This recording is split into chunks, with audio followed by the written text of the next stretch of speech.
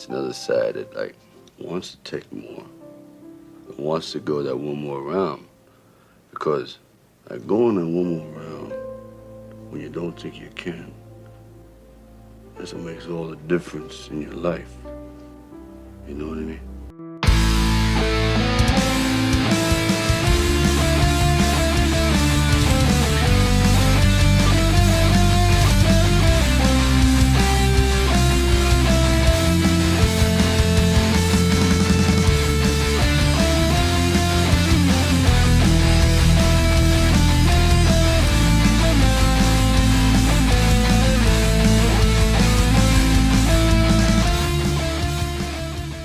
Hey everyone, welcome to the show. This is one more round of the Rocky Series podcast. Unbeknownst to the listeners, nobody knows the 20 minutes of hell we went through. My StreamYard is down. It doesn't work, so we're recording locally, meaning like I'm using the old OBS system, which we used to do all the time for the show. That was the old school way of doing things. StreamYard, other than today, I've been a member for 2 years. This is the first time I've seen an issue with it, but it's software. It can crash, and just like Twitter crashes, these things crash, right? But I think this is the equivalent of going back to tough gym to train. We're going old school. Mm-hmm. We don't need the fancy StreamYard. We got to get back to the basics, get back to our That's roots. Right. Well, we're going back to basics. The reason why I'm nervous, I'll say this. Remember, okay, so lots happened. The reason why we're delayed too, boy, I feel like there's a lot to talk about. So one reason we're delayed for this, for our recording, we usually do every 2 weeks, is because Are you recording, Ryan? Yes. Just double. I'm okay. recording. I know. Sorry. I see the red dot. Okay. No, OBS is recording. It's. I know. Now you're making me check. It's recording. We're 1 minute, 20 seconds into recording. The reason why I'm nervous is I actually did a I was interviewed for the Tommy Morrison documentary. And it was a really fantastic experience. And unbeknownst to the person interviewing me at the time, his name is Callum, great guy, who's the director of the documentary. I recorded the interview. I wanted to get the raw discussion and everything, okay? So after an hour and a half of talking to him, using OBS to record, I went back to watch the video. Guess what happened? I forgot to unmute my microphone. So the recording was just his talking, not mine. Oh my God. Okay. So, but the good news is he wasn't relying on me for the video. So I'm going to send him an email saying, look, dude, because he wanted to actually use my audio. He thought mine would sound better because I recorded locally. And now I got to tell him, look, I'm sorry I messed up. Because I don't use OBS. I haven't used it in 2 years. And I just forgot to unmute the microphone. So I'm seeing now that my microphone levels are coming through. I see the bar moving. So it's picking me up. That's why I'm just nervous now. So, and then we're delayed a week. Because last week when we were supposed to record, at the time of this recording, I had food poisoning. And it was a really horrific experience. I almost recorded with you guys. Like, I got it Saturday. I woke up with it Sunday morning at 1:30 in the morning, puked, went back to sleep, and we record 11 o'clock in the morning my time. I'm like, I think I can do it. And I was right up to when I messaged you. I was like, I can't sit. It was too painful to sit. I wouldn't be able to sit in the chair. So we canceled that due to this. Now we're here, and StreamYard's down. So all these things, but here we are. We're going to go the distance. We're going to do this. Katie and Kyle, how are you guys doing? Great. I'm glad that you're better. And I can't wait to, when does the doc come out? Yeah, and that's been asked a few times. I don't know. I think it's sooner than later. I'm one of the, I don't know where I am on interviews, but I'm one of the last. I can't be one of the first. He did a lot of interviews already, the way he was talking to me. They've been working on this for at least a year. It sounds like a bit of time. Documentaries do take time to produce. It was an interesting experience. What I will reveal about the experience was, the documentary is about Tommy, and it does delve into, how should I say this? It delves into whether or not, we know that Tommy Morrison's widow, Trisha, it was his third wife, but that was the individual he was married to before he passed. So she was, of course, the widow to Tommy. She believes and has proof, as far as she is concerned, that he did not have AIDS. And it's actually a very telling, what Callum showed me and talked to me about regarding the evidence that Trisha has, which isn't in my interview that I did with her a few years back, the amount of evidence that Trisha really does have. It actually might be more than I thought. And I asked Callum, I don't think I'm breaking any trust here, because I said to him, well, what do you think? I asked him, is this like a pro? This is why I'm really mad that the audio didn't work. I'm hoping he'll give me the master copy of his end. I'll ask him. But anyways, I just asked him straight out, like, do you feel? And he feels that Tommy did not have AIDS after everything he's seen and experienced. He went into this documentary with just wanted to tell the story of Tommy, but after everything he's seen and experienced throughout the documentary making, he didn't have an agenda, but he now truly feels, with 100% certainty, that Tommy Morrison did not die of AIDS. Do they have an idea of how he died then? Because he died quite young, obviously. Yeah, he was in his 40s, I believe, if I remember correctly. Yeah, well, I'll say that for the documentary, Kyle. Because that's going to be revealed in the documentary. Yeah, I remember when you interviewed Trisha, she was saying that however many years ago. It was a few years back, 3 to 4 years back when I interviewed her. And again, I'm not breaking any trust here. Trisha was very sweet to me. She basically said that I was the one that got her doing what she's doing because I was the first one to ever interview her. Broke her out of her private shell, so to speak. And she, now, it's funny, when I interviewed her, if you remember, she was really nervous about coming in front of the camera. She was almost mad at me because I didn't know this was going to be on camera, and I don't think there's any video. I can't remember if there's video of her or not, but we did record video, but I think I might have released audio only because she was kind of upset at me that I put her on camera. She thought it was just going to be audio, but now she goes on podcasts. She's totally on camera. She's out in the open. It's fantastic. But she sent me some sweet messages just saying thank you and you're the first one and all this stuff. Nice. And that it would be without question that I had to go in the documentary. So I don't know. And Callum also said that when they show this documentary in Toronto, if I'm still here in Ottawa at the time that they show the documentary in Toronto, he wants me to be like a keynote speaker and guest when they premiere the documentary here in Toronto, which is really cool. But I'm like, I don't know what to say. But they were very gracious, very sweet, and he said that I gave him everything that they could have asked for and more. So I don't know how much they're going to use. Of course you did. Oh, stop. It was a really neat experience. I've never been interviewed for a documentary. I don't know how much they'll use. It could be 5 seconds. It could be a minute. It's going to be maybe spread throughout. I just shared my feelings on Tommy.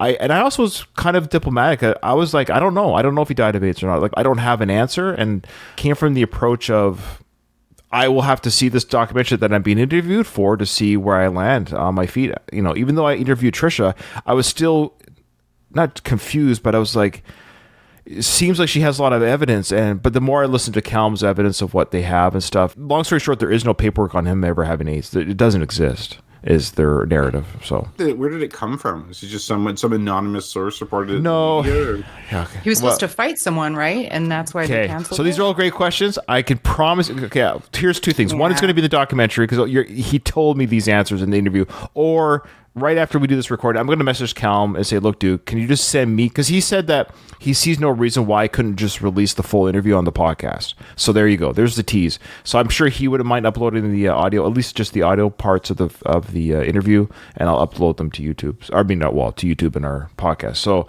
great questions. But we got to get moving. I'm excited. Of course, we'll keep you posted. And of course, Callum said he would come on the podcast to plug the documentary when it's ready to go. So we'll get him on for sure. Okay, Katie, do you have some emails? I have one email. Oh, okay. Well, read the one, and I'll send you the second one, please. Okay. Okay. Hey, Ryan, Katie, and Kyle. Here are some of my thoughts on episode 8. Great mention, Kyle, about the Fury-Usyk fight. It was a split decision, and they're scheduled to have a rematch in October this year. I noticed in the captions that when the reporters asked one of Drago's coaches, Coach Rimsky, about Rocky's punching power, Rimsky doesn't get to answer the question. Koloff interrupts and answers it himself, but the captions still list it as Rimsky. That's right. It's also interesting how Koloff is way more dismissive of Rocky in the press conference compared to earlier when Rocky was the world champ. Is it because Rocky was stripped of the title that Koloff is no longer impressed by Rocky's status? I also noticed a difference between the theatrical and director's cut. In the director's cut, they zoom in more on the photos and clips from newspapers and magazines, as opposed to the wide shot of each front page magazine or newspaper headline. I thought the cut in the director's cut between Drago saying he could speak for himself and Koloff going into his speech was a hard cut and didn't seem to flow in conversation. But given what Sly had to work with in editing, it was probably the best he could do. One thing that's interesting that I hadn't thought of before is that at the press conference, there's an American flag in full display behind the table. I wonder why it was hanging up there. Given the fact that essentially Drago's camp is calling the shots, wouldn't they have not had the flag up there? Just a thought. Keep up the great work as always, Michael.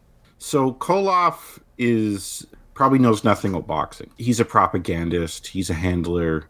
He's a government shill or whatever. So he's not really qualified to answer anything about it. I'm sure the coach would have given a more nuanced, more technical response to the question. He did seem more dismissive second time around. And my personal thought on that is because I think they didn't realize how badly Apollo Creed would lose. Like, I don't think they were ever in doubt that Drago would win, but I think Drago won in such convincing fashion to the point where, okay, you guys, sorry, I gotta stop here. Yeah, Ryan, it just showed recording started. Yeah, I think I got it. So keep going. Keep going. Okay. Like, it's working now, so we're just keep I feel much better now. At least we got this part on. We're recorded. Sorry, I just tested it. Okay, keep going, guys. Like, Drago easily killed Creed in the ring, and I think that imbued Koloff with a lot of confidence. He would have known of the Rocky Creed battles and how Creed was a better fighter than Rocky was. Essentially, it was very competitive at the very least. And it's like, oh, well, our guy easily killed Creed, so of course Rocky wouldn't stand a chance in his mind. I think that's what a lot of people thought too. Plus, I think he was also irritated by the American press, and so he's kind of being antagonistic back. I wouldn't put a lot of stock into what he says if I was there. Okay, awesome. Good point. Michael's always great with his emails. And I kind of feel bad because I think Michael watches us live when we record. And now, unfortunately, he won't get that email until he hears this on the feed. He emails us right after we record. Okay. So he listens to us live. Did he have a second question? I answered the first one, but I thought there was another. The flag. Oh, yeah. I wanted to mention that. I think Drago's camp is kind of calling the shots, but I don't think they're in charge of like the venue, stuff like that. Like, Okay. I think whoever's doing that, you know, the Americans want to show that you're in America. Mm-hmm. You guys are real flag people, so it didn't surprise me to see the big flag there. That's funny. Yeah, I think that could be easily explained, but good points all around. All right, we have one from Baz. Greetings, Ryan, Katie, and Kyle. This email may be a little outdated and may not make sense. Okay, so I was going to say thank you, Baz. Baz sent me an email, like a few weeks back. Of course, I got delayed with the food poisoning, so this is really taking a long time.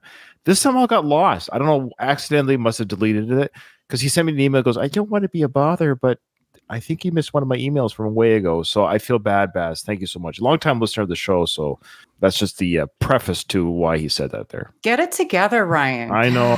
I'm a disaster today. Okay, he says, so this might be, I previously sent it a month ago, but the internet critters got in the way. A better podcast listener would probably edit it. So, hey-o. That's good. I couldn't let the director's cut slide by without an email, given that Sly absolutely cuts to pieces one of my favorite scenes of the whole series. You can't win on the stairs. I'm looking forward to hearing your views, but it totally kills the impact of the scene in the director's cut. Okay, yeah, we're going to get to that today, actually. So that's actually funny enough. It's funny that the email got delayed because it landed on today's recording, funny enough. Yeah. When life closes a door, God opens a window. Oh, wow. Something like that. I don't know. Something like that you can jump out of, which... Yeah. For me, it's the first time in the series that Adrian didn't believe that Rocky couldn't win, as opposed to more fear of him getting injured or Rocky's own doubt. I've always found it a really powerful part of the film and one that has inspired me in more difficult times. Plus, I'm sure Katie will agree with this. The sly eyes in that scene led to a man crush. Haha. Oh, God. And then he gets in the car. It's a whole thing. He looks great. He looks great in this. Yeah. My next point was in reference to an earlier episode when you discussed Apollo saying, "Do you see anyone asking for an autograph?" To quote you, Ryan, I wonder if this is life imitating art, in that Sly is riding high and his perception is that once it's over, you're a nobody.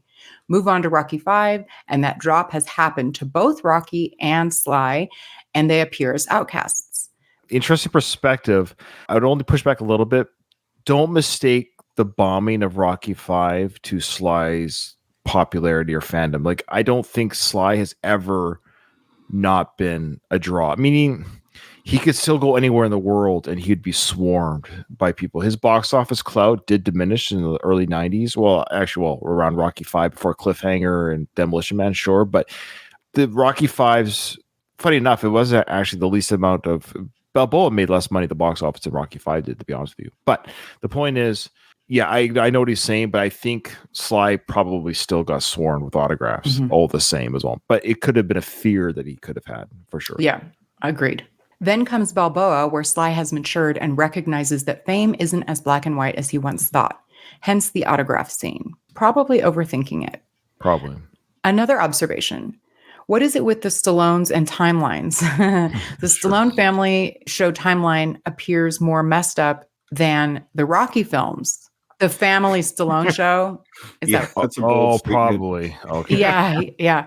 1 minute the girls are saying they don't really know Frank. The next, Jennifer is saying how much of a constant he's been. Smells a bit off to me. I fully agree. I think there's a lot of things done for the camera. Yeah. Right. I kind of tend to believe the girls don't know Frank that well. Agreed. But even if he's around, like Jennifer says, he's a constant. It's probably more, I don't know how much the girls would really care to know Frank. So maybe their relationship isn't that great, but sure, in Jennifer's eyes, Frank's always been around because, she's been married to his brother Sly for 2 decades at this point, or 2.5 decades. So Frank's been that kind of constant in Jennifer's life. But as far as the girls are concerned, they're only in their 20s now. And as you know, your first 15 years of life, you're not even thinking about your uncle. I guess to me, it's like I grew up around my aunts and uncles. I know them. I can have memories of them being around. Maybe he's just, you're right. There is some discrepancy. I'm not sure what's going on. As always, in the Sly camp, I don't know what's going on ever. I never know. Like they probably don't know their brother. Yeah. They do not know Sergey. No. Yeah. It's weird. Anyway, okay. He says, last but not least, if Luis is in the chat, I just wanted to say you might be busy right now listening to the podcast, but if I could step out from behind this phone and be any other podcast listener, I'd be you. You're all heart. Now go bust this, not Kyle's emails, teeth out. That's great. Good job. Good job, I Beth. love it. I love when our listeners are talking to other listeners through the emails. That's fantastic. And using our past stuff that we talk about. Again, it's ironically terrible that we're not live with anyone. Louise is not in the chat because we're not live. We are recording behind the curtain here. Keep up the good work, Baz. P.S. Slight edit. Kyle recently mentioned a better ending to Rocky V being a fight in the church. Great idea. However, given the location of the street fight, it would make more sense for Rocky to have said something cheesy like, "Let's take it home, Tommy," pointing to Mighty Mix, and for the fight to have occurred there. Sure. Mighty Mix works too. Yeah. I like the idea of the church because that's where it all began. The first fight.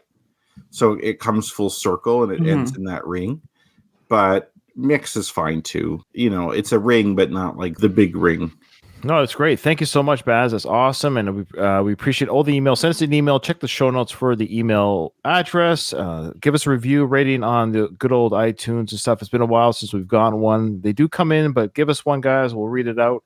Here we go. We're going to do directors versus original again. There's just kind of 2 big scenes here where you kind of have to do that. The first one, of course, is the stairs. Katie, the famous stairs sequence. It's another stairs moment in the Rocky franchise. You're the one that pointed that out early in our podcasting days. Of course, Adrian being on the top of the stairs looking down at Rocky, but she's pulling into the driveway. So here's the original cut. We're going to do the original cut first, and here's, of course, Adrian pulling into the driveway of the mansion, the palatial mansion, and what kind of car is that, anyways? It's like a turbo. It's not a fancy car. It's like a Nissan Turbo or something. Oh, okay. Of course, the press just yelling at her. We all know the scene. Yeah, Miss Balboa, Rocky. I don't know what you're talking about. A reporter still yells out about, what about Christmas? Like they're really got bent out of shape about this Christmas thing. Oh wait, we lost Katie. You're not on here. I just realized you're not on the video. Oh, we don't like you. The other one only allowed 2 people up there. This I'm like, I think I'm still here. Here you are. Okay, we'll do it like this. I'm not going to Russia. I don't know what you're talking about. I don't know why you're here. I don't know what your people are doing. Mrs. Balboa. Mrs. Balboa. They keep yelling on Mrs. Balboa. The security at the Balboa estate is pretty lacking. They're on her driveway, like near her door. Yeah. It's not like she's being mobbed outside of a store she's at. She's downtown or somewhere else, or maybe they're outside the gate of her estate. They're trespassing on her property, swarming her. You would think that someone as high profile as the heavyweight champion of the world with a big estate like that has some security. Yeah, I know I would if I was worth that kind of money and I had that kind of house. I think having, I probably easily would have, you could hire somebody. 50 grand a year is nothing sauce when you were worth $40 million and all the interest you make. So I'd hire some dude or two dudes, $65,000 each, rotating shifts to have a guy on the property. I just feel much better having somebody just there that can raise an alarm or just be a presence there. But then we wouldn't have this scene. Oh, okay. Fair enough. Yeah. This is just a thing in movies.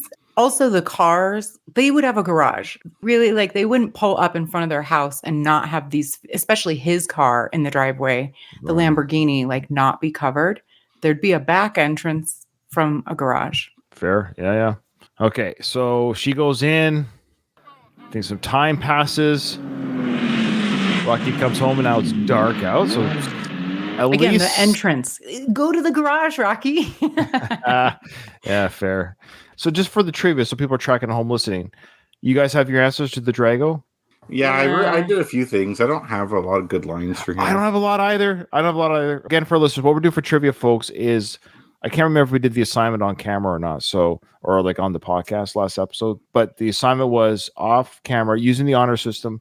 We'd all three of us write down as many lines from Drago in the movie that he used, and the most wins. It doesn't have to be completely accurate. It's just like we're not going to do like within a word or two. Obviously, like we know what you're saying. Type like, oh yeah, that was a line he said. We'll just treat it like that. However, if it is a tie, then it will be the person who got the most accurate of whatever line. That would be the tiebreaker because there's a couple lines that he says are a little bit longer than. Is this worth 1 point or is this 5? Like how? What's this? It's all. It doesn't. Well, it's all relative. You can make it. It's up to you guys. We can do it like we could do it. We each get a point. We get one right, and then we all get points. Oh, I don't care. What? Yeah, I don't know. I was just curious how we were. No, I didn't think we were doing points. I just thought we were doing it for fun. Oh no, this is one of the trivia questions. Mm-hmm. It's a point. Is it? Ultimately, it's just 1 point. With the trivia, we could all technically get a point if we got the right answer, but in this case, we're competing against each other, so it's a little different. I don't. The question was, I think it was 10 lines. Mm-hmm. Okay, well, what if we say we get a point if we get 5 or more, or something like that? That's what I'm trying to get at. Is whoever gets the most accurate lines wins the point. That's it. All right, whatever. Well, the idea, Kyle. Okay, first and foremost, the idea is to have fun. Not fun anymore. What a depressing vacation. No. What a depressing podcast. Boy, this has been a gong show. Okay, so we'll play the game. We'll decide. We'll figure it out. I think Katie's going to win the point anyways. Let's be honest. I didn't even write down 10 things. I have 9 written down. I could not think of a 10th one. I only did 6. So Kyle maybe by default has not won the point, but we'll do it eventually. Okay, Rocky's pulled in with a southpaw plate. What's it? Southpaw. Southpaw. Yeah, southpaw. Southpaw. It's like you have a lift. Like it's a southpaw. Now we'll break down this original cut. We're going to go to the director's cut right after. But the director's cut is very similar, but there's a huge, like Baz talked about. Yeah, this is better. The original is better, I think. Well, yeah, we'll talk. Here we go. The original. Rocky rocks in. I think we're led to believe it's almost past like the kid's bedtime. The house is dark, so it's like bedtime. She's in her like nightgown. He just like f***s off and does whatever he feels like, and then dude, I would be livid if I were Adrian. If you even like is a guy or a woman booked something like. Say you went on like a 2-day trip without telling your spouse about it. And you do like I'd rather ask forgiveness than permission approach. Like that's a big fight. I'm going to the Soviet Union to fight this guy who just murdered my best friend. And I'm going to be fighting him for free in training in Siberia for weeks. See ya, honey. Like, oh, and by the way, I could die on Christmas and our kid will watch it. Yeah, but kids will watch me die on Christmas Day. Yeah, you're right. Adrian, bless her heart. She's a sweetheart. Mm-hmm. Patience of an angel. My wife would kill me. But let's be fair. Adrian doesn't work and lives in total luxury. Like she doesn't have to do any of the. Okay, like the old dynamic back in the day was the man's the provider. Right. And then the woman takes care of the household. And the kid. But then the household's taken care of by paid people who are paid. So all she really has to do is kind of keep an eye on the kid, but even then she can outsource that to like nannies or whatever. She's got a maid. She does. She's got a maid. So I think part of her maybe, I don't really think this is a little tongue in cheek, but it's like part of her is like, I can't rock the boat too much. Or else. Well, and it's like what is left as a old school wife role. I'm there to support my man. Yeah. Right. But Adrian's the best. She supports Rocky, rich or poor. Rocky? Yeah. No, it's me, Apollo. We better hope it's Rocky who walked in your house at midnight. Yeah. You all right? Yeah. So again, she asks him, are you all right? So I guess within their marriage, she knows Rocky is a complete dedicated to Adrian to the degree of like he would never step out on her full round or anything like that. So she's just like, you've come home late. So are you all right? You're home late, but what's the reason? She would know Rocky would have an innocent reason, like / he's probably is upset about something or something went wrong. So she's going, no, are you all right? I'm going to tell you how this would actually happen in marriage. She'd be in bed or something like that, and he'd come in. She'd be ignoring him. Mm-hmm. And then he'd be like, hey, Adrian, are you awake? She's like, mm-hmm.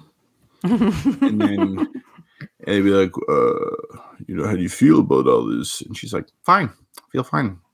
You just do whatever you want. You go fight and whatever. I would say, apparently it doesn't matter what I think. Yeah, it doesn't matter what I think. I'm surprised you're even asking me now. It's a little late for that, don't you think? Yep. I do also want to point out, as my job, as the lady here, Rocky looks okay. This is just a hot look, just for men out there. Shirt and tie. This is with the tie loosened and the sleeves rolled up. We like that a lot. Like if you're a muscular man. Oh, that's the key. Okay, well, like that's a hot, like Stabler on SVU. He always had that look. We like it. Okay, noted. Why'd you do it? So she knows. Why'd you do it? I just got to do what I got to do. You don't have to do anything. And that's a great comeback. She's like, yeah, but you don't have to do anything. Like you're saying you're doing this thing because you have to do it. But she's like, no, you don't have to do anything. You actually don't have to do this thing. Hey, Rocky, thanks a lot for talking to me about this before you made the decision. As your spouse, I really appreciate that. It's good that we're working together as a team here instead of me just finding out from the press later on and then you coming home at midnight. Good job, buddy. Well, home team doesn't come into play until the next movie. It's true. That's true. Part 5. And it's actually mentioned again in part 6. We often forget that the term home team is mentioned in the 6th. Oh, is it? I forgot. Home team, that is. As much as I am a Rocky 5 apologist, home team is something I could have gotten without. I love how they mentioned it in the 6th. So to give Sly some credit, he gave a nod to the 5th film. So I like that. Okay, here we go with more of this discussion. No, you're not doing. I gotta leave this place too. So where are you going? They said they're gonna let me train in Russia. And I just want to go someplace where I ain't gonna think about nothing except him. 2 things I want to bring up here. First, she says, why'd you do it? What is she asking when she says that? How much does she know? Because now she's like, that was all at the press conference, the whole idea of him going to Russia. So I'm just kind of. She didn't watch the press conference. She took. So what's she asking? So when I say it, what is it to Adrian when she asks the question? Why'd you do taking the fight? They didn't say in the press conference that he's training in Russia. They just said he's fighting. Sure, the training part, but he's still going. Whether he's training or fighting there, I guess is irrelevant. Well, it's a big deal because he leaves like training, like fighting. He could show up like say a week before the fight, 5 days, whatever, however long it takes for jet lag. But training, he's gone for months. Or weeks. So I guess she's just saying, why'd you do it? The fight in Russia. But now he's also saying, I'm going to train there as well. So I'll be gone longer. Okay. He also doesn't explain why he's doing it. He says something here, and I want to ask you a question. And I'm not saying I have an answer. Don't go at me with any conspiracy theories. I actually don't know. There's 2 things Sly did kind of incorrectly here. Call them in English language, we call them misplaced modifiers, or they're called modifiers. So the word it is a modifier. It's telling us something. So that's what I mean. What is Adrian referring to when she says, why'd you do it? We don't know what the it could encompass. Does it encompass the trip to Russia, the training? I'm going to move past the it because there's more coming. There's another modifier coming and I want you to tell me who Rocky's referring to. Why'd you do it? So why'd you take the fight with Drago? I get it. Why'd you take the I fight? just That's gotta fair. do what I gotta do. You don't have to do anything. No, Adrian, I do, and I gotta leave this place, too. So where are you going? They said they're gonna let me train in Russia, and I just wanna go someplace where I ain't gonna think about nothing except him. This is my question. You could argue both things. Is the him Apollo or is the him Drago? We know that he's taken the fight to avenge Apollo's passing. So that's the main catalyst for this whole journey, is that Apollo is dead. You could argue is the fuel, the him is a fuel. Because he says, I'm going there. I ain't going to think about nothing except for him. So when I'm training, I'm focused on Drago, or I'm focused on my fuel for fighting Drago, the loss of my friend, which is the whole scene coming up next with the soundtrack and the singing and the memories of Apollo. I bet you if you had a debate team, you could argue both points. Is he referring to, I'm going to think nothing about Apollo and avenging him, or nothing about beating the crap out of Drago? So who is the him? Is it Drago or Apollo? I'm going to say Drago, and here's why. Because he says accept him. You're right that Apollo's passing is the fuel, but that would be it, not him. Yeah, you could argue that. On a very technical level, him could be literally any male. Apollo is technically possible, but I don't think that makes sense. He doesn't actually mention that he's fighting for Apollo. We infer that. It does kind of come up in the Creed films that he feels guilty for not throwing the towel, but we don't know that here. If he's going to think about Apollo, why not go back to Tough Gym and train? Go somewhere like that. This is Apollo's area where I can focus on Apollo. Cut down trees. He has to cut down trees. You can't Going to Russia makes more sense if you want to think about the Russian that you're fighting. Mm-hmm. Well, it's technically possible that him is Apollo. I think it's so unlikely. It is unlikely. I actually would love to hear Sly, but Rocky, the character, it'd be kind of cool to hear him say, I ain't going to think nothing except for Drago. I think that would have been a cool... I actually kind of like the way it is. Oh, okay. Yeah, I don't like this scene in the sense that he doesn't actually talk about why. This is not a real conversation. Yeah, he does. He'll come up later. He says, because you married a fighter. That's why. Yeah, that is weird. There are some things about this conversation that it's like, that's a horrible scene. Like, I got to do what I got to do. I would love to hear him say stuff like, I was just standing there. I should have thrown the towel. Like, he's dead because of me. Mm-hmm. He killed this person that means a lot to me. Like, I can't just let that go. And the actual reasons for why he wants to do it. But instead, he's kind of like, I'm a man. Do what I gotta do. But on the other hand, am I wanting Rocky to be someone who he is not? That is kind of something Rocky would say. Like, Rocky's not good at talking about his emotions. He's not good at talking about why he feels the way he does. Their conversation on the beach was like that. Adrian got it out of him that he was afraid. It took some work. It took some back and forth. It had some passion. Like, that beach conversation was great. To me, that's like a real marriage kind of fight discussion. This staircase thing is so cold, and she's like, "Oh, where are you going? And why are you doing this?" Like, it's not Beach Adrian. Like, Beach Adrian's so much better than this Adrian. Well, I think it is supposed to. Cold is a great point, Kyle, and it is. This is showing a rift between them, and then that helps when she shows up later. Yeah, it's true. It's like maybe you go past a point of no return, where it's like you're past being upset about something to the point where you're just dissociative instead. Yeah. Do they try and correct it? We'll find out. I feel like they tried to correct some of what is bothersome to us in this scene in the director's cut. I don't think so. No, they just take a lot out. We'll get to that very quickly. Yeah, I guess maybe this is my second round through the films. Maybe I'm digging deeper. I don't know. I think it's Drago too, but I don't know why. Again, I don't look for these things to come naturally to me. The fact that my brain went to, who is him? Why would I think that unless something came to my brain to make me think it? I didn't choose to think it. It just came to me like, oh, it's kind of unclear. Are we focused on the avenging Apollo? So I ain't going to think nothing except for him. So I'm not going to think about my family or Apollo. I'm just going to both think about kicking the crap out of Drago because Apollo died, I guess. But you're right too. That was never really.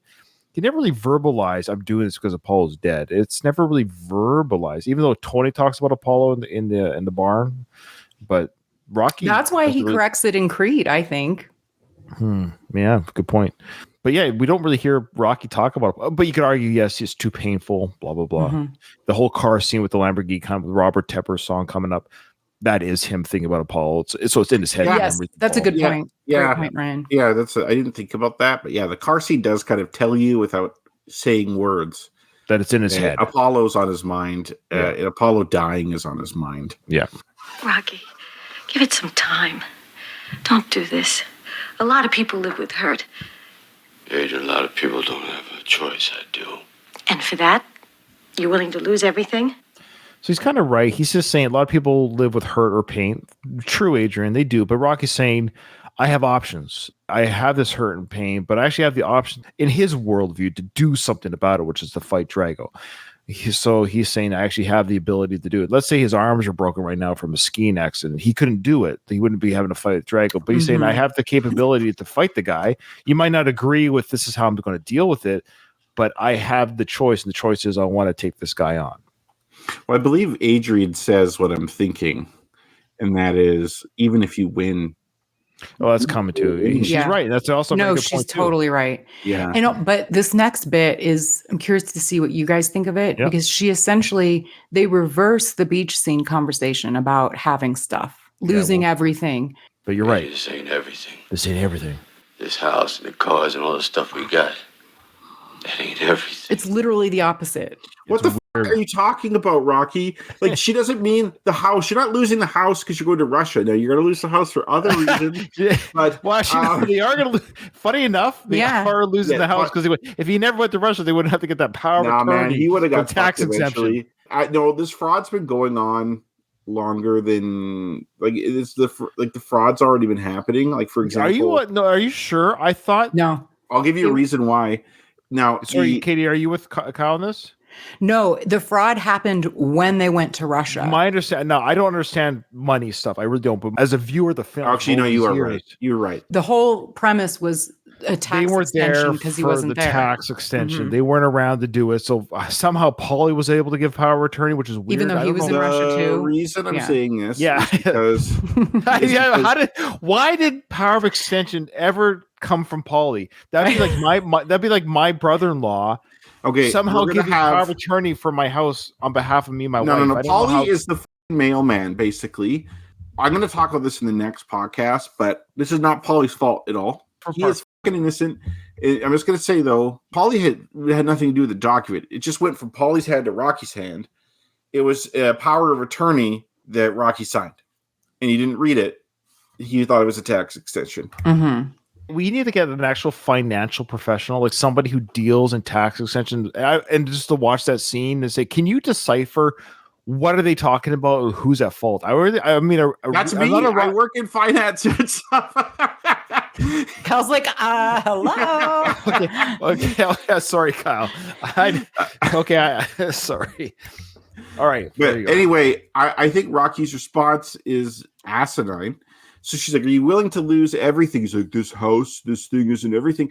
She's not talking about your goddamn house. No. She's talking about you coming home in a pine box, bro. Same in 3, though. She says that, and that's not what he was talking about either. It's it's weird that it's brought up twice in a for this big pivotal type scenes, but both the husband and wife are bringing up the cars, the house, and everything. Yeah. It's a lot more than this, Adrian. Before, there were reasons to fight I could understand, but I don't understand this. Even if you win, what have you won? Apollo's still gone. Why can't you change your thinking? Everybody else does. That's weird. Rocky has, throughout his growth as a character, has changed his way of thinking. I mean, again, it is an odd comment. If this was a real fight, if you were to watch this like a fly on the wall of a husband and wife fighting, this is where I love Sly, but sometimes his dialogue has always been clunky. It doesn't really segue very well. Why Adrian says that, it doesn't quite make sense. The first part is like, hey, before when you said you wanted to fight, or Paul wanted to fight because he felt to feel alive again and get back in the ring, it's what he loved to do. She goes, even though it's dangerous, I kind of understand that you guys were warriors for so long, or boxers, that's your life. I can understand that. I get it. You guys want to throw fists still at an older age, but now she's saying, of course, if you beat him, great, you beat him, but Paul's still dead, and you still have to get over that death, and you're putting yourself at risk for something that can't change. Great, Drago's on the canvas, knocked out, yay, Rocky. But then she says, why can't you change your way of thinking? Yeah, Everybody else does. That's Everybody else who's does. everyone else? What are you talking about? No, the better. Polly? Yeah. What she would have more naturally said was something like, "Get it through your thick skull," or something actually, like that. I think what she means by change your thinking is everyone else thinks this is stupid. Like this is suicide. Oh, yeah. I don't think anyone thinks Rocky's going to beat Drago. The word doesn't make sense. I get what you're saying. Like, or it should be everyone else has. Or everyone else sees it. Everyone else sees what is. No, just change the word does to has. Or I guess did. everyone else is capable of changing their thinking. Like in general. If she's talking about regarding this fight, she should just say, why can't you change your way of thinking? Everybody else has. Meaning Polly has regarding this, or Tony. Who is everybody? Exactly. Who is everybody? What is she talking about? The world population is humans, or the camp, it's the family? A weird. That was. I don't think Tony took much convincing. There's no evidence he was ever against. No, he's like, let's do this, man. Even though we lost one fighter, Tony's like, this is going to happen. Tony's always believed in Rocky, though. Mm-hmm. Like from the first time he saw him punching meat on TV, Tony's always been respectful of how dangerous Rocky is. So I think if anyone believes that Rocky could beat Drago, it's Tony. Agreed. So clunky writing. Who is the everybody? Is it the world, or is it just Rocky's family and camp? We don't know, because Adrian then says does instead of has. So does means it's an ongoing thing. So the world can change their mind. Everyone in the world does, but Rocky, which is an asinine. Speaking of asinine, that's also an asinine comment, because you're saying, well, of course, there's stubborn people in the world. The lump Rocky is the one person in the world who doesn't change their mind about how life works. He was probably thinking, I'm going to write this in here now, and then later, I'm going to say, if I can change and you can change it, everybody can. Well, that's why it was written, Katie. Yeah. See, again, we know why it was written. That's not the point. The point is we're watching a natural conversation between two adults. Mm-hmm. But you're right. In the realm of the movie, it works because he realizes, because you'll see in the end sequence when he gives that big speech, Adrian kind of does like a, oh, that's my husband. She does like a really like. He remembers the stair scene. Like you'll see her like really. Yeah. Anyways, personally, I don't have a lot of respect for the mindset of you are what your work is, and I know people have differences on that, especially if you do something that's really altruistic or really helps a lot of people. Yeah, I don't do that. Like it bothers me that you're willing to like, he's like, oh, I'm a fighter. This is what I do. This is what I am. Sure. I'm gonna risk my child not having a dad anymore.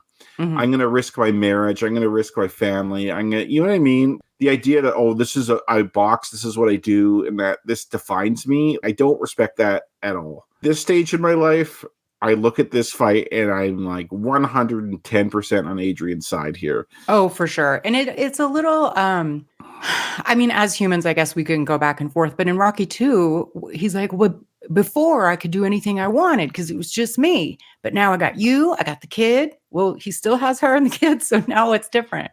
Yeah, I don't want to lose what I got. You see, that was something he said that wasn't true. We find out the real reason he was afraid. But that's actually a great reason. Yeah. Like, too bad he actually didn't feel that way. Okay, good stuff, guys. Boy, this is good. I don't think we're gonna get much further than the. There's a lot in the stair. There is a lot to discuss, especially when we get to the director's cut. You'll see. Because I'm a fighter.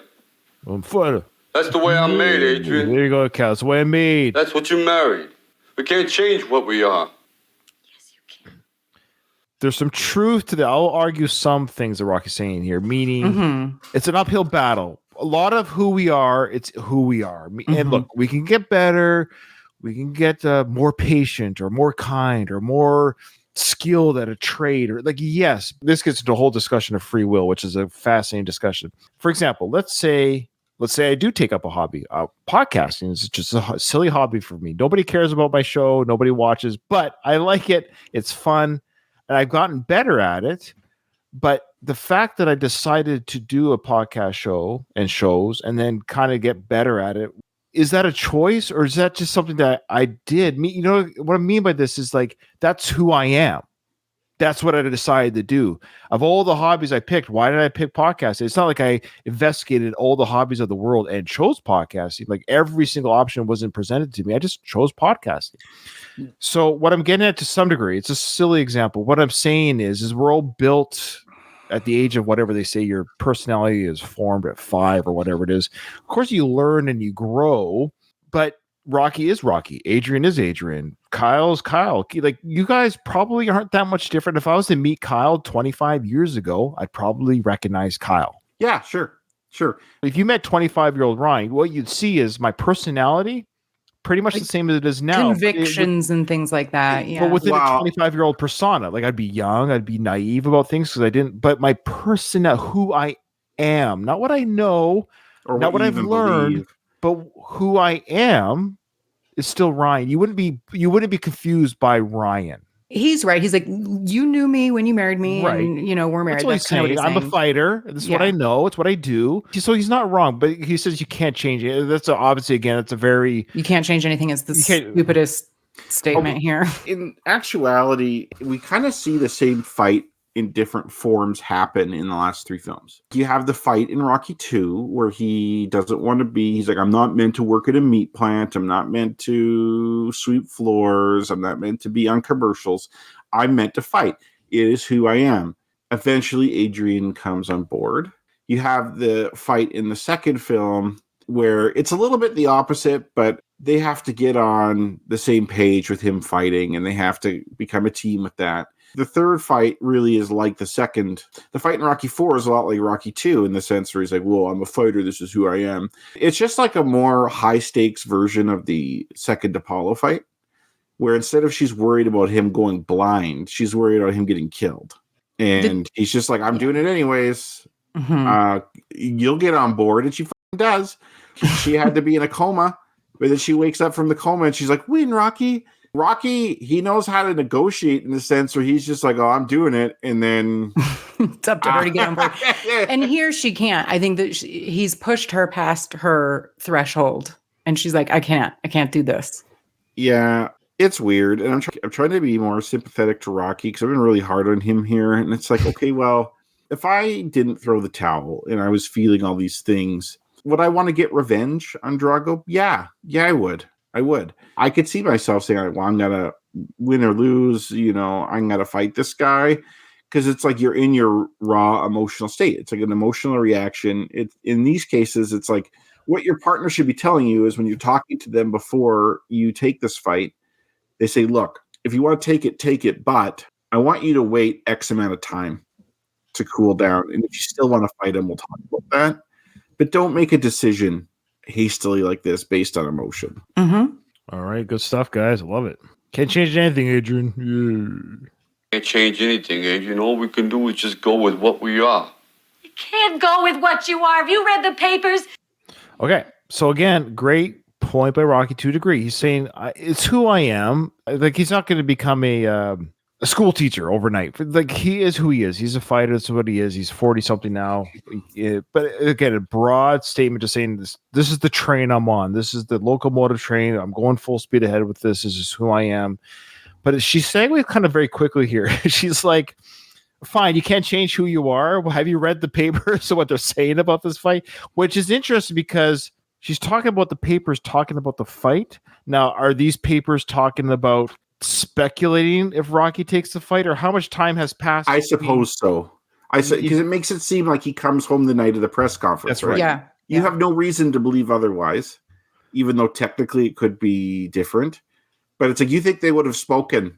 No, it has to be this because, they would have had this convetion already if time had gone by, if days had gone by. It's the night of the press conference. It's the night of the press conference. Yeah. Yes, and this is what I mean about the timeline. Even the timeline of the Rocky universe with the newspaper articles don't make sense. So yes, we have to lead to believe you're right. They're saying if Rocky does indeed take the fight against Drago, this is what we could expect to happen: is that he will lose. But even if that weren't the case, it's just that Drago is unbeatable. Like, even if they weren't speculating about Rocky, we've just now seen him kill a man.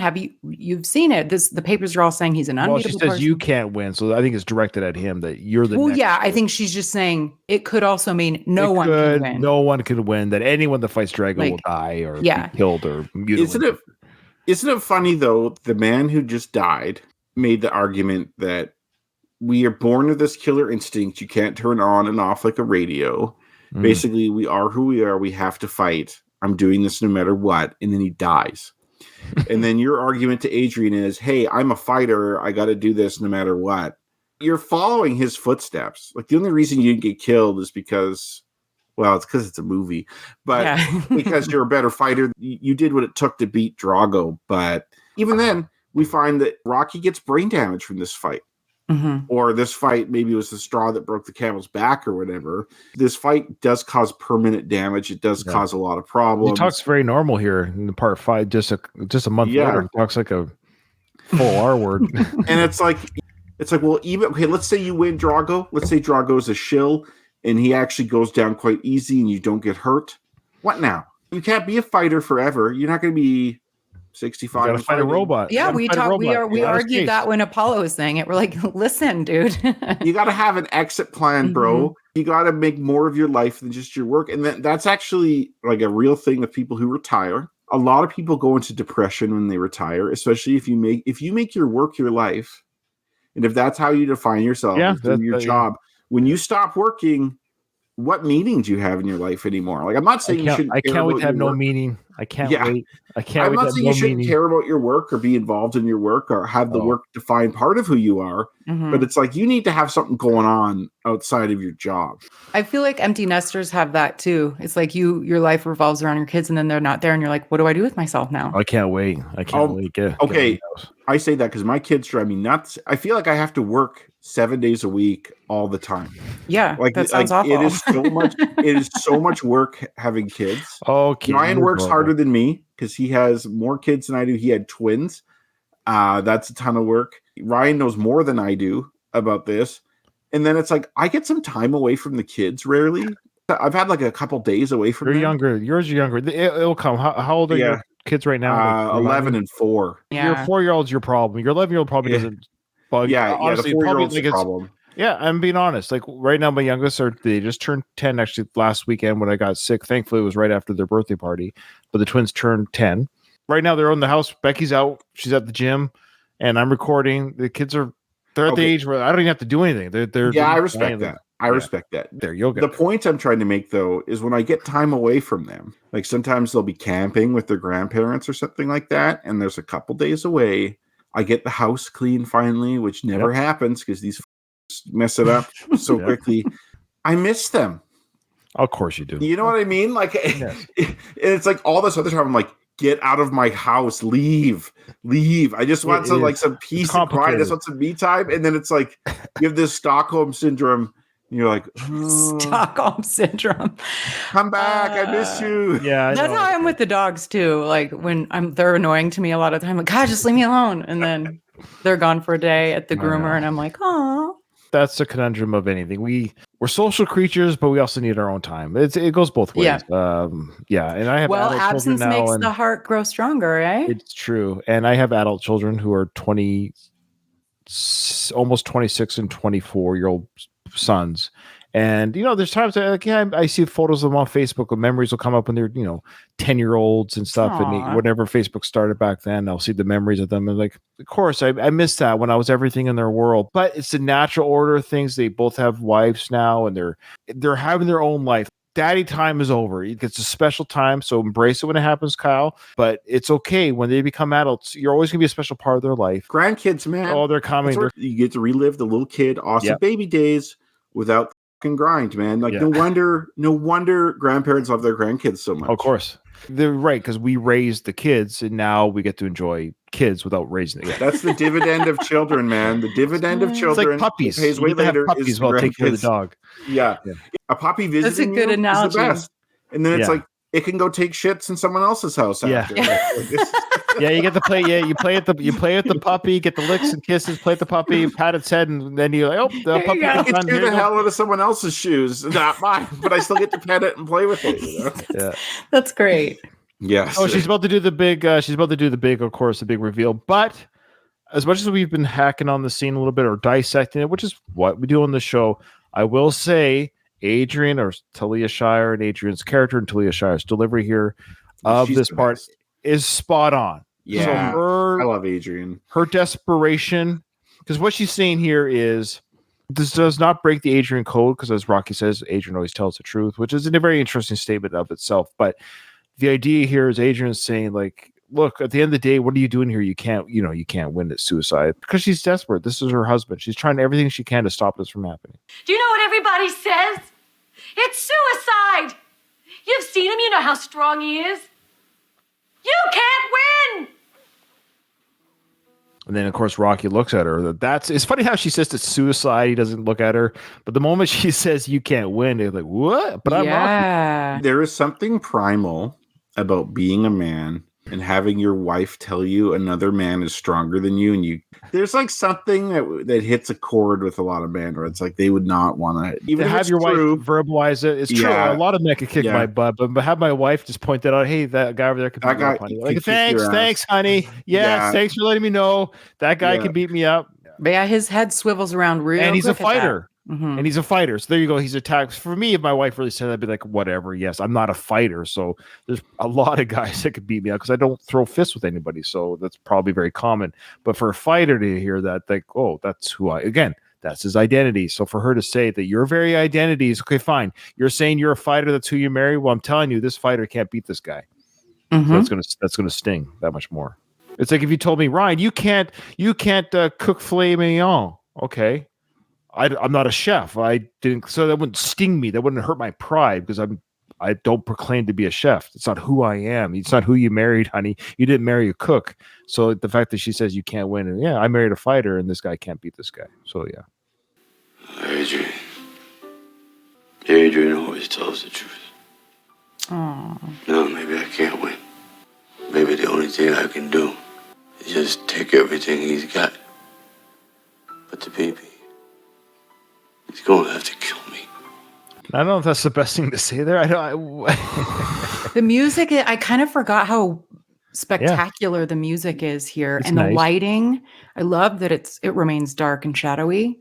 Not the best thing to say to this poor. She just finished saying it's suicide. So he's like, yeah, you're right. For him to beat me, he is going to have to kill me. All right, honey, have a good day. Man, like this is sorry. I'm just getting really upset at this. I forgot how much I dislike this. I'm sorry, Baz. I know you really like this scene. What are you doing? Like you're like, I'm willing to go in a fight to the death battle with him, where I kill him or he kills me. They're breaking it down. He's not trying to appease her anymore. Like, I actually like it because when he says, oh, Adrian tells the truth, she hears that and she's like, I know I just hurt him. But they finally broke down the wall and they're having an honest conversation. He's like, yeah, you're right. Yeah, you're right, but I'm still doing it. Yeah. Like but he's like, we've cut through the bullshit now. I'm a fighter. He's like, yeah, I don't know. I guess I like it because they're not trying to tiptoe around anything anymore. And it's just like, yeah. Yes, it's not like Rocky 3 where she has to break him down to tell the truth. Everything is just thrown out there. Everyone means everything they say. Even if that doesn't make sense, they still sincerely mean it. You don't have to dig to find the truth. So that's good. It bothers me that that's true to Rocky, that he thinks it's okay to step into a ring where it's able to beat me, to be willing to. I'm not going to have Tony throw in the towel. I'm going there and I'm fighting, and it's like I either beat him or he kills me. The fact that he would do that is what you don't like. Not that the fact that he believes that, the fact that he's telling you, the fact that he could just say that unapologetically, is a family person. That's one of my values, is being there for my children, being there for my wife. That's my primary purpose in life. So to me, this is just insane. The fact that you'd try and do this.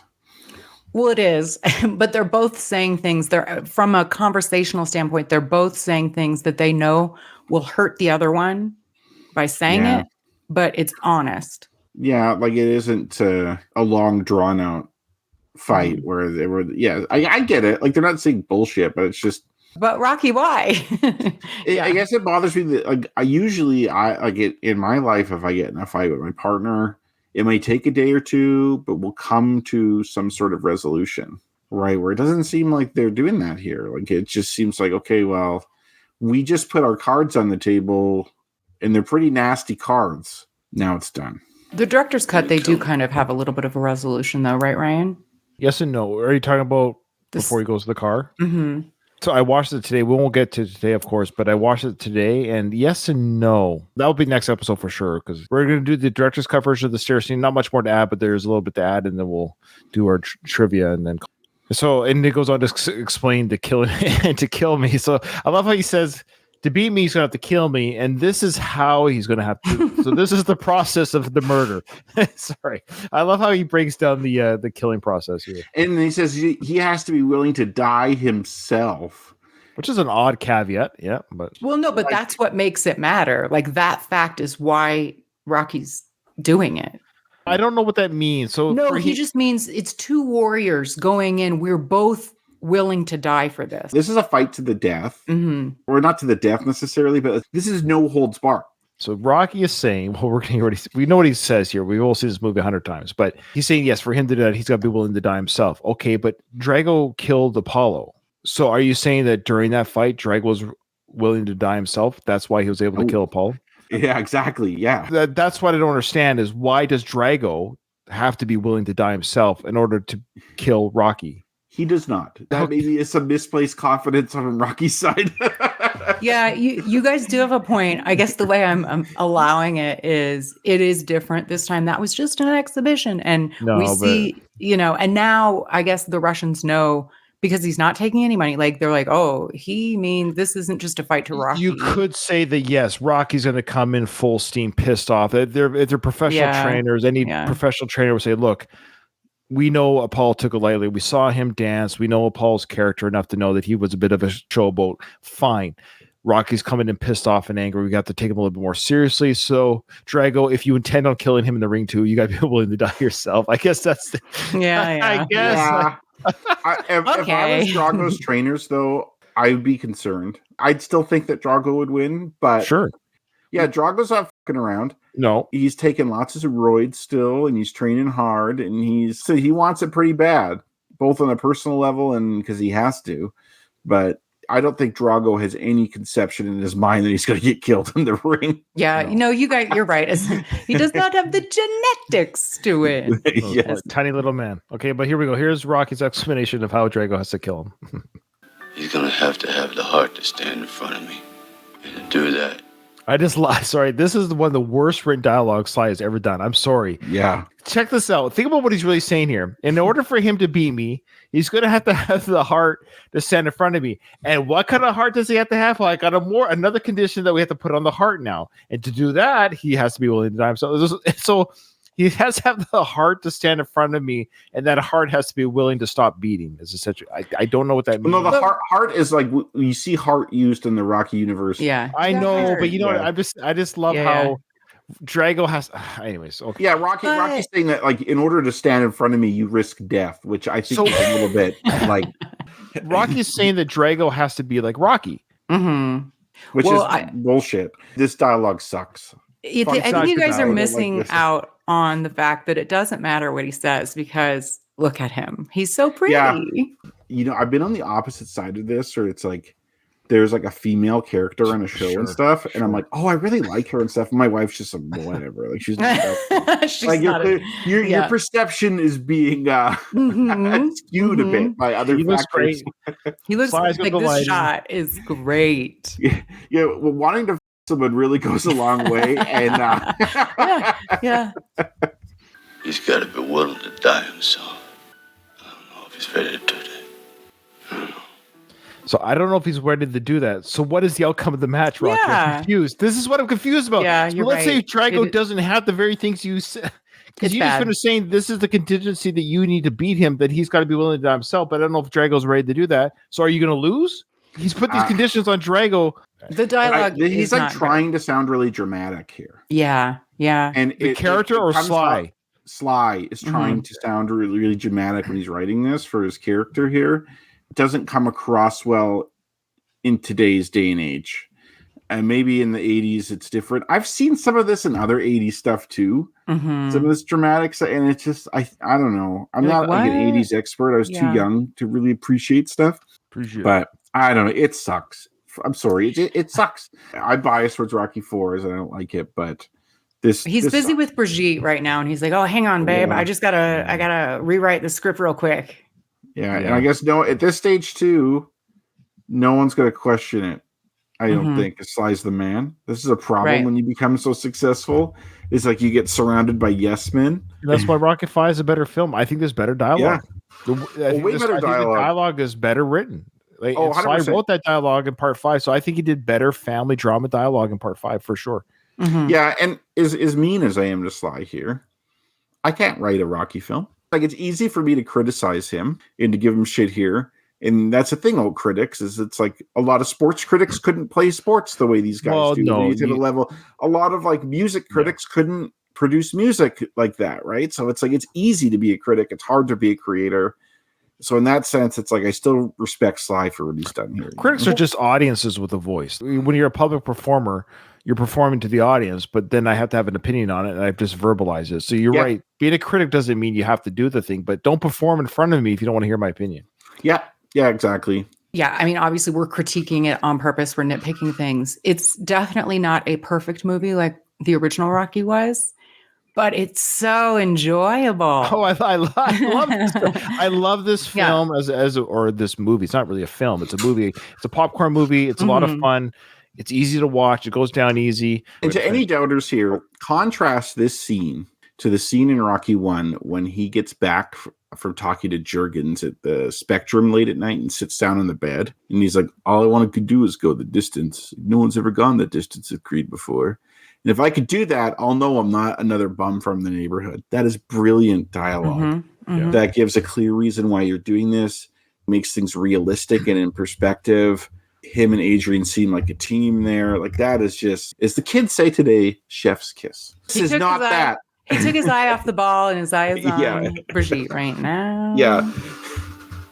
He's too mad to stay now. He did come home to stick around, but now he's got to listen to Robert Tepper and his Lamborghini.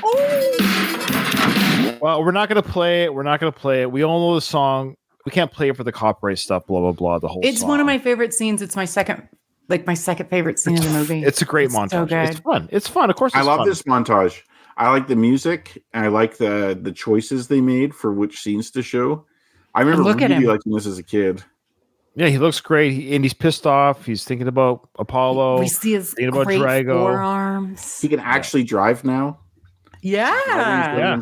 He learned how to drive. The car's not like lurching back and forth because he doesn't know how to clutch or whatever. Again, we had a great time, Ruben and I, interviewing Robert Tepper on our podcast back in the day.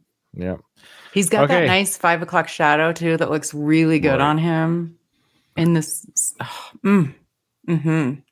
Okay. So now we're going to go back to the director's scene about the stairs. And it's a much shorter scene too. Now, Kyle has not seen this, so I'm very curious to see Kyle's. Rocky? Yeah? You all right? Yeah. All right. Why'd you do it? I just gotta do what I gotta do. You don't have to do anything. No, you're not doing. I gotta leave this place too. So where are you going?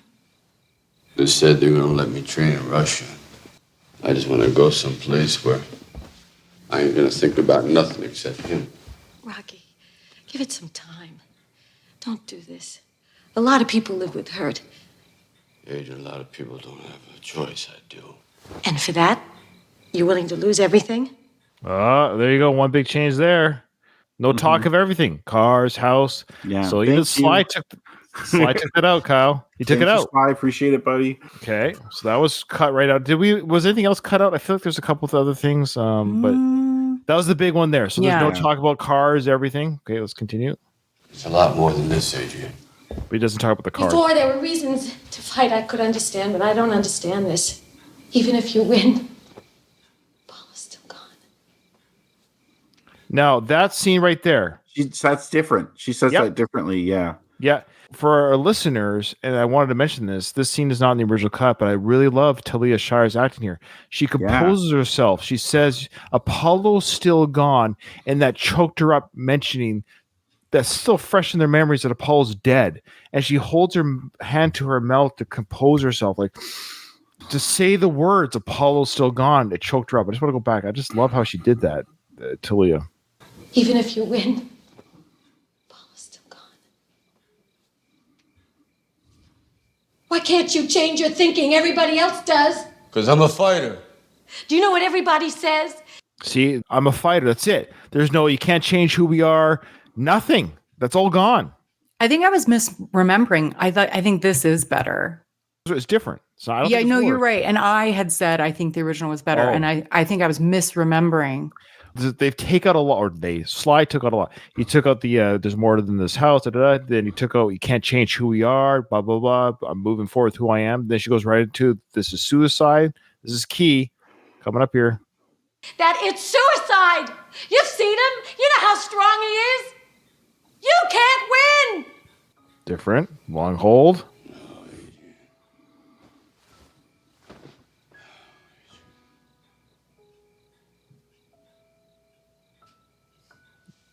Adrian always tells the truth. Now, maybe I can't. I don't know. That's it. Now he walks out. That's way better. Way He heard us. better. He heard us, you guys. Yeah, like I still don't super like it, but that's much better. And it shows Adrian crying at the top of the stairs. Yeah, Look, like, Adrian's crying at the top of the stairs there. We don't see that in the original. It's the true. way he says, like, maybe I can. I don't know. That's Rocky. That's like the Rocky I remember. So the shot here of Adrian, this long shot of Adrian crying at the top of the stairs, watching Rocky as he leaves the house. It's all on Adrian. So we don't see Rocky leave. We just see her watching Rocky leave. She's crying. She's sad. She's hurt.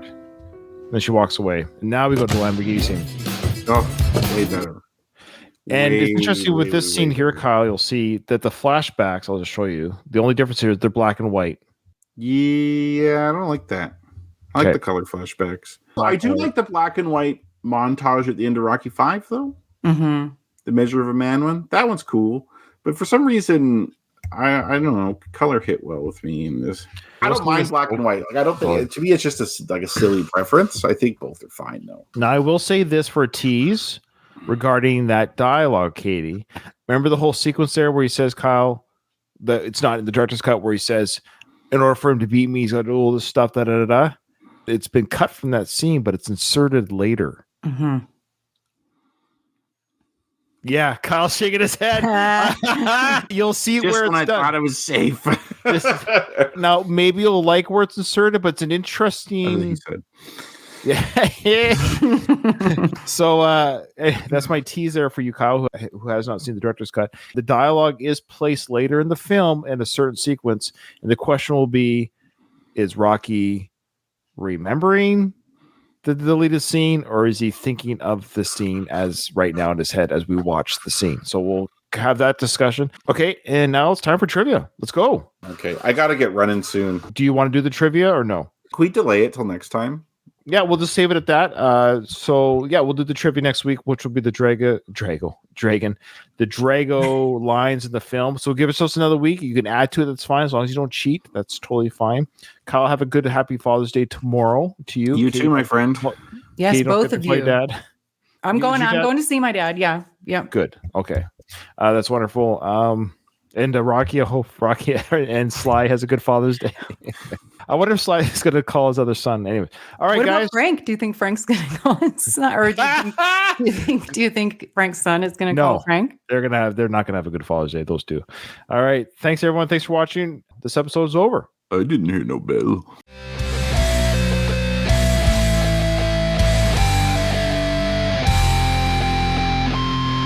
I just want to say